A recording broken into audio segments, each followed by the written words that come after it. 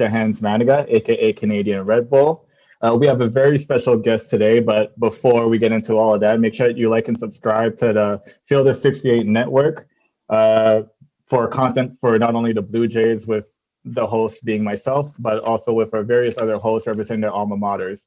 Today, a very special guest joining the pod. He's currently averaging 12 points a game, 5.2 rebounds, 3.2 assists, shooting 42% from three. He's a member of the 2020 team that won Creighton its first share of the Big East regular season championship, and I'm sure he has a ring to show for it. My personal favorite Blue Jay to watch this season, the pride of East Chicago, Indiana, DJ Damien Jefferson. Welcome to the pod, bro.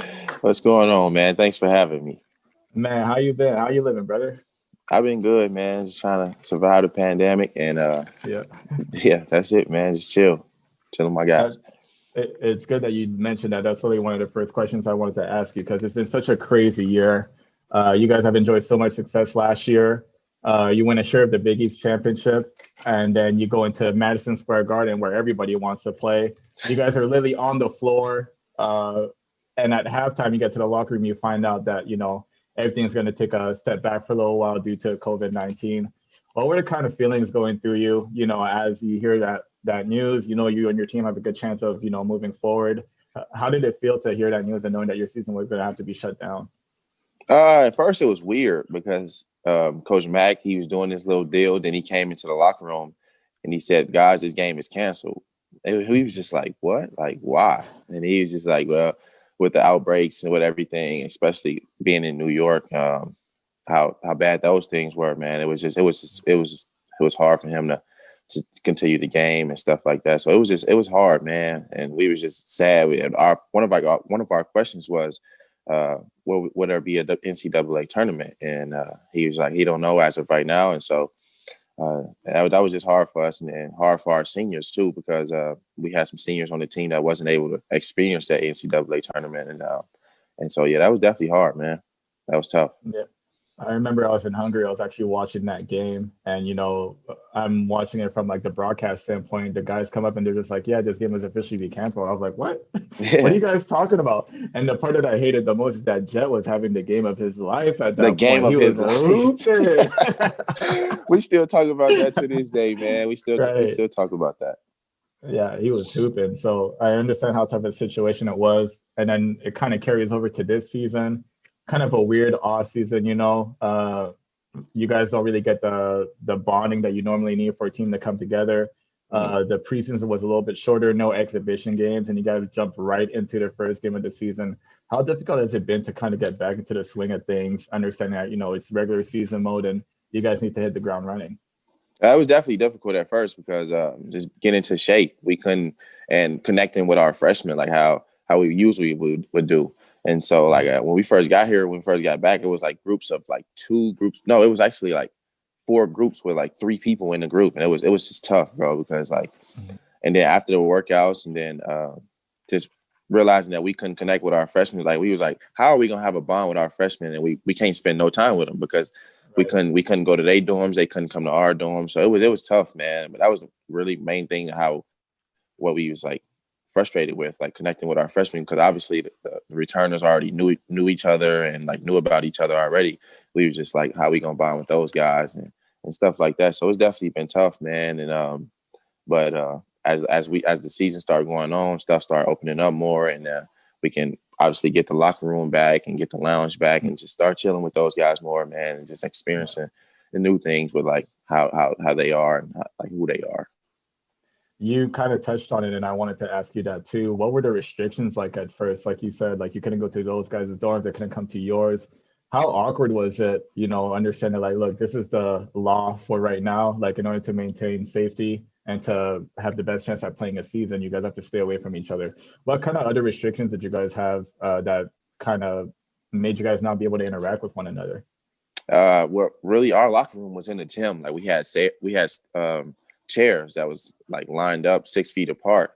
And so that's what we had to do. We had to do that. Obviously, about the Jay Gilberts and the steakhouses. We couldn't do none of that stuff because we wasn't able to do no team gatherings. And like we couldn't go to Mac Lake House in the summer. So it was hard, bro. We couldn't we couldn't do a lot of things, man. And that was just frustrating. But somehow, man, we still found a way to bond with each other and connect. And obviously it's showing, it's paying off for us. You guys have such a cohesive group this year. I think the best example was obviously the last game against St. John's. No Marcus Zagorowski, unfortunately, dealing with that hamstring injury. I hope he's doing well and that he's recovering, quickly. But you guys showed your depth. I think it was six guys ended up being in double figures that game. What is it about playing with this group, such an unselfish group, that has you guys all looking great out there on any given night? Somebody could take the lead. It's good, man. Obviously, it's great, and it's paying off for us. Just being able to play with guys who are unselfish and willing to move the ball and not all about themselves. That's just great, man. And just make the game fun at the end of the day, especially when you're playing with guys like that's willing to turn down a good shot to get a great shot. And that's always been good, man. And I can't thank those guys enough because I'm pretty sure we all been involved with I don't know how to pronounce it. Oh, well, not pronounce it, but I don't know how to say it. Like I should say, like selfish teams. I should say we all been around selfish teams and selfish teammates, and that's not fun. But when you got guys that's willing to play the right way, man, and win games, that's fun, man. That's the joy of playing at Creighton. That's the thing that I loved about Coach Mack and his kind of equal opportunity offense. Like even I'm thinking about my group of guys, Doug was the lead guy, but on any given night that second person could be anybody. It could be me, Right. Could be Grant, could be Ethan, right? And you guys kind of share that similar characteristic, except you guys share the ball, incredibly, and you got weapons all over the floor. And I think that's a testament to Coach Mack. He's always kind of coming up with new things, new X's and O's in order to get the most out of all of his guys. Right. What kind of conversations have you been having with him this year? Because you've taken a pretty big step forward, especially like in the leadership department. What has he been telling you about, continuing to play the way that you've been playing and kind of the spots that he wants to put you on the floor that has you be so successful early on in the season?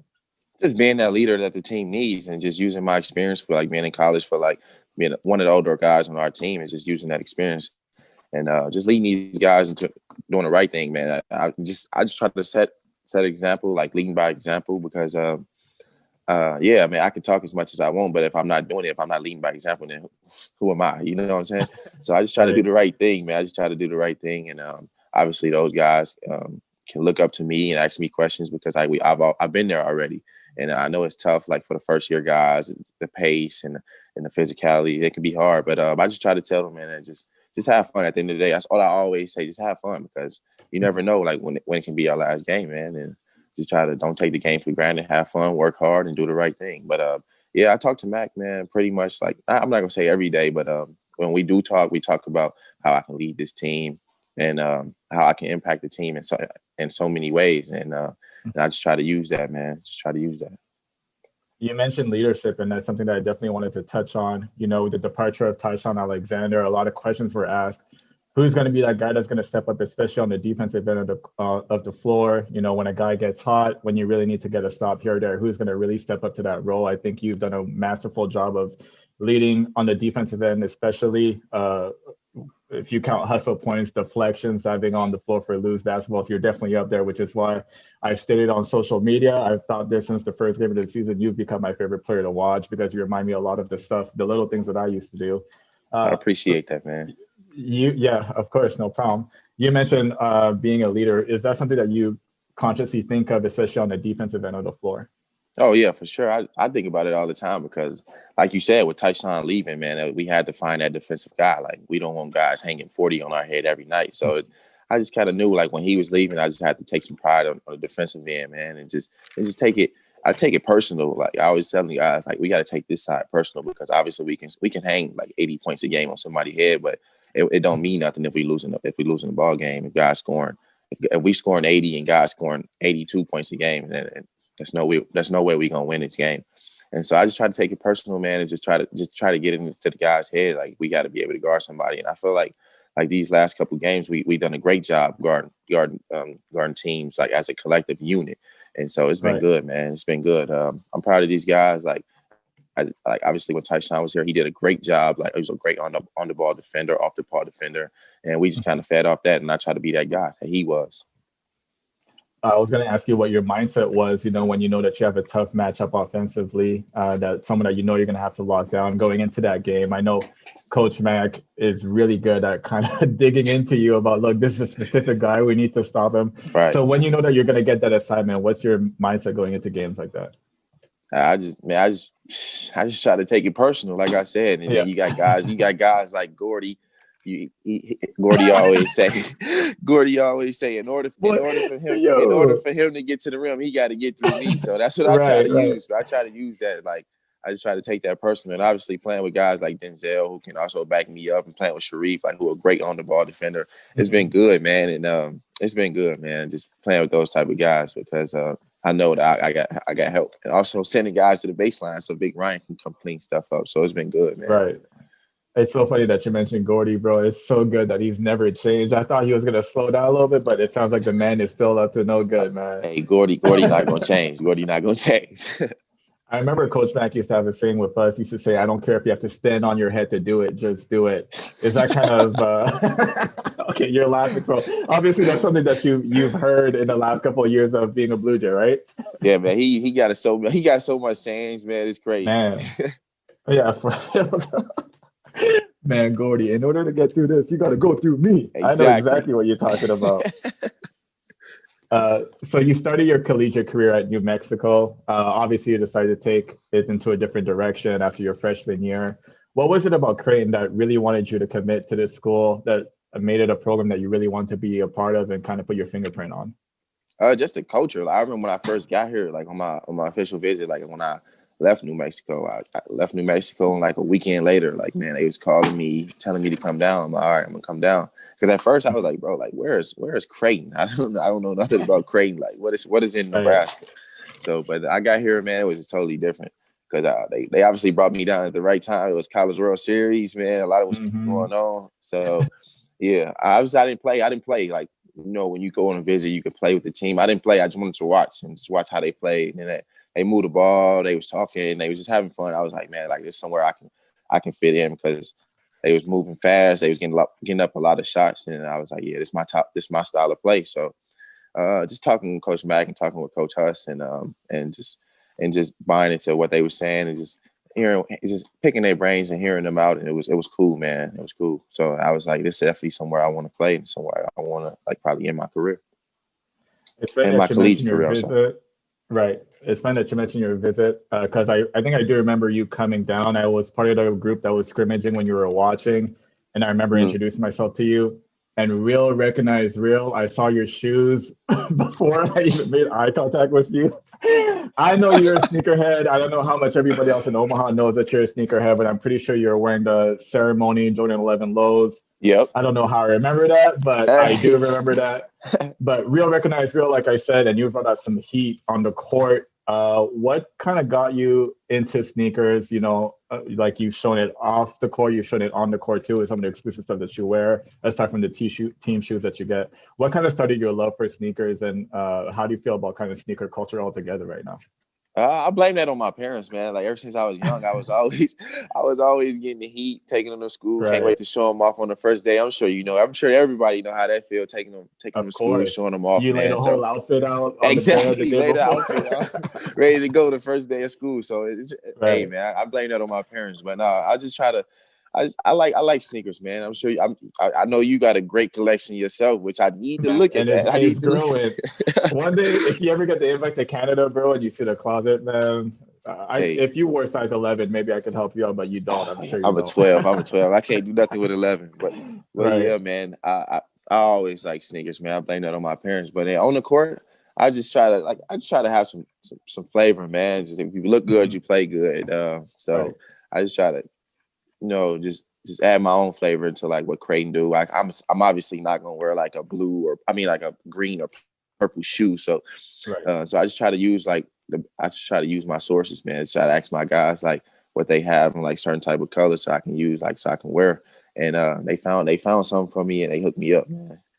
Man, when I saw you pull out the undefeated Kobe's, I was like, damn, boy, that boy's on something else, boy. So for me, my senior year, I went through a phase where I was just trying to wear, like, all the white and blue Jordans I could get my hands on. Exactly. And then Coach Mack said also, his rule is just white, black, or blue. He was Yep. fine with that. I think that's Yep. still the rule for you guys now. I remember my senior year, I saved the powder blue Jordan 3s for senior night. Like that was the one time I was gonna have to wear them. Do you have any shoes for a special occasion that we haven't seen yet, but that you're looking forward to pulling out? I'm just gonna tell y'all, wait until the NCAA tournament. Damn, Hey, boy. just wait till the NCAA tournament, man. Just wait. I'm not gonna say nothing. Just wait. Stay tuned, man. Right. It's your Yep. last go around, so I would say have fun with it for sure. Yep. For sure. We already talked about you becoming one of the leaders. I also wanted to talk about kind of your development throughout the years that you've been in the program. I remember, like I said, I was there this summer. I come back most summers, to train and work out myself. I've witnessed you working out your redshirt year when you couldn't play, and then the first year when you had your eligibility back, and to see the kind of player that you've developed and become. Who do you kind of give credit to? Which assistant coach has been like working with you, especially in the summertime, to improve your game, year by year? Coach Huss, man. Like Coach Huss been on me. Like he be on me every day about just getting up shots and just making sure that I'm doing the right thing. Like don't get away from my routine. Like don't get comfortable with doing like the little things. And I still do form shooting every day. I shoot my shots and I try to hold my follow through, because when I don't hold my follow through, he hit me with the nope, and that shot don't count no matter if it go in or not. So like even during the pandemic, when we was at home for like a long time, he called me every day, made sure I got my work in, made sure I was lifting weights and stuff like that. So man, I just give credit to him because he done a great job, man. Just not being like a recruiter, but just being like he like an uncle to me. Like that's what I could say. He like an uncle. So man, I thank him, man. I appreciate him for everything he did, because he the reason why I'm here, and he the reason why I was at New Mexico. So I just thank him because he still do the little things. Right. At the end of last year, you kind of flirted with the idea of, maybe going into the NBA. You and Denzel withdrew together basically and decided to come back. What was the kind of process like, trying to get the feedback from the next level, seeing where you would fit in and, what kind of things you needed to improve on? What was that feedback that people are giving you, that you coming back for a senior year, you tried to implement into your game? Man, just working on my ball handling, and then obviously shooting, because I shot horrible last year from the 3-point line. And you're at 42% now. Something's working, man. Yeah, but I shot horrible, and that was basically the feedback I was getting. Just working on my ball handling, working off like pick and roll and stuff like that. Just basically showing them that I can be a guard at the next level, and I can guard multiple positions, and that's basically what I've been trying to do, and that's what I've been trying to show him, because I worked hard like all summer on my jump shot and just like my lateral quickness and stuff like that. So I just try to take that feedback and just take as much feedback as I can and doing the right thing. So far, everything basically that they talk to you about, you've improved. Your 3-point percentage has gone up. Your deflections, your hustle stats have gone up. You've obviously shown the ability to defend multiple positions on the floor. You're rebounding better. You're assisting better. Is there anything that you personally would still like to improve in your game? My free throw shooting, like when I was always a great free throw shooter. I was always a great free throw shooter until college. I don't know what it was about college, but man, I haven't been shooting the free throws as good as I know I can shoot them. But I'm still putting the work in every day, man, and it's gonna show. It's gonna pay off. I told Coach Huss, I said, I bet I won't miss another free throw in the game. Like no more, no more this season. He's like, it wasn't a real bet, but it was like one of those bets. Like, I bet you do, like. And stuff like that. Like so I told him I won't. You better show me show that me, you won't like do show it me, type of thing. Yeah, show me. So I told him like I won't miss another free throw in the game, man. And I was just what I've been trying to do, man. Like I thought I get off this podcast, I'm gonna do some treatment and shoot some more free throws until I got something to do. I think we got lunch at like 12 or something like that. So that's what I'm gonna do. Gotcha. What has been like the weirdest thing about playing in an empty arena for the most part this year? Like, what has been the thing that you've really had to like get accustomed to? Just, man, like we can really hear Coach Mac's voice on the sideline. We can hear his voice on the sideline. Like in the games, like in the crowded gym, like at Creighton, bro, at the Jahenns Center, bro, it's like 18,000. So you can kind of blame it on the fans when you don't hear him. Like, but now you hear every word. You like, oh man, like, I can't blame it on the fans. Like, say, Coach, I didn't hear you call that out. So that's definitely been funny, man. It's been funny. I'm sure, like me and the guys, we talk about that all the time. It's definitely been funny hearing his voice, but just also like not just his voice, but like using our voices on the court, because like with no energy, we got to feed off each other and feed off the bench. So that's definitely been weird for us. But I think we we coming along, man. Everybody getting like accustomed to it, so we're doing a good job, man. Especially playing for Creighton, like you said, like it's 18,000 loud every single game. I'm kind of thinking about the contrast of you guys beating Seton Hall in that final game of the regular season last year, how loud it was. Like I could barely hear the announcers on the broadcast on TV to now I can really hear every single word that you guys are communicating on defense. I think like Right. from a fan standpoint, it's a very unusual situation, but it kind of helps you appreciate the game a little bit more. Like Oh, for sure. because you're learning the nuances of the game that you wouldn't normally see on a TV broadcast. Yep. For sure. What has been your favorite place to play on the road in the Big East? Favorite place to play on the road? So I will say this, but I'll preface this by saying the announcer on the last game when I was watching the St. John's game said that you at some point you were something like 22 of 26 against St. John's. So Yes. Is there something about playing St. John in particular? And does that translate into, when you're on the road on their campus, or if you play St. John's at Madison Square, that you just enjoy playing in New York, maybe? Is that That's one of what your favorite I'm gonna spots? say that. I'm gonna say that because I have seen that, and a lot of people talk to me about that. Like, you must love playing against St. John's because you do Right. so good against them. But it's not just playing against them. I think it's just that New York feeling, man. You know how it is, like going to New York and like the mecca of basketball, playing to like that gym is like historic, bro. Like that, Right. and like man, just playing there, man. It's just obviously it's just something about that gym that bring the best out of you. And if we playing on campus, man, just that New York feeling. Those guys, they talk a lot of smack. They like to get into you, and it's just fun. It's just playing those type of games for me. It's fun, man, because that's how I grew up playing. Yeah, that New York basketball culture is real. I got family from Brooklyn. I used to visit them in the summertime when I was young, man. I was not ready as a young Canadian boy when I would step part the first You time. got to be ready. You have to be ready. You have to be ready. Man, they had to usher me off that court. I was not ready for sure. Man, So, you got to be ready for that style. your next game is at Butler, if I'm not mistaken. You're from Indiana. What are the odds that your family is able to kind of sneak into that historic gym and watch you play on Saturday? Man, they texted me yesterday. They said, we will be there.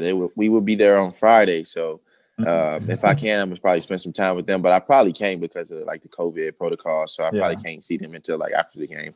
So that's cool. That's still cool with me. Just knowing that they in the gym and watching me play, especially in a gym like that, it's been good, man. And I'm just excited to see them because I haven't seen them until like Christmas, which wasn't too long ago. But it's always good seeing the fam. It's always good seeing the fam and playing against them and just listening to what they say about the game and how they felt about the game and stuff like that. So I'm excited, man. Obviously, I'm more excited to just like go in that place and possibly get a win because out of my 4 years being here, I never got a win in that gym. So that's the goal, man. That's what me and the seniors were talking about, man. Just probably going in there, playing hard, man. And again, a win on that floor because we never done it.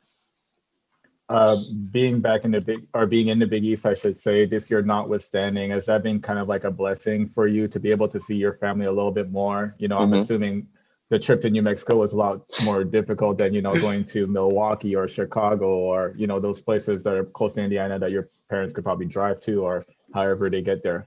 Right, now for sure. Yeah, it's definitely been good. I like I said, like when I made my decision, it was kind of easy. It was close to home because I think from New Mexico, a drive to New Mexico was like a day, bro. And that was like, I'm not gonna have my parents on the road. 24 hours, Yeah, for sure. I'm not gonna have my parents on the road for a whole day just to Right. come see me. So nah, they made 2 games at New Mexico, and then we obviously at New Mexico we played.